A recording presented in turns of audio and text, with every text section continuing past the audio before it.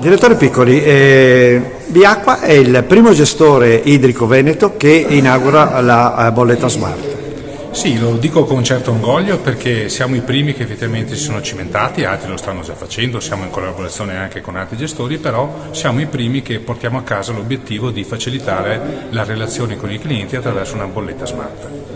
Questo della bolletta smart è il primo obiettivo del piano industriale 2022-2024 che è stato recentemente approvato. L'Assemblea dei Soci ha approvato nell'ottobre di quest'anno un piano industriale molto corposo e ricco di una serie di iniziative.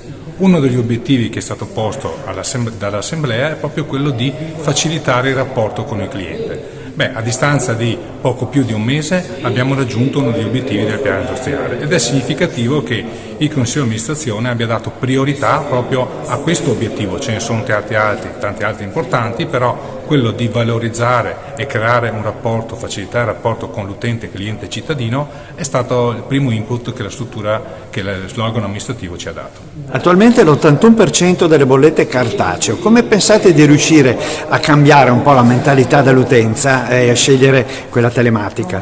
Questo è proprio il mezzo per arrivare a portare tanti utenti a avere la bolletta online attraverso la mail piuttosto che cartacea, perché uno non può avere tutte le funzioni della bolletta smart se effettivamente non sceglie di avere di non avere la bolletta cartacea, che diciamolo è piuttosto complessa, laboriosa, difficile da capire. La bolletta smart è più semplice e più intuitiva da comprendere.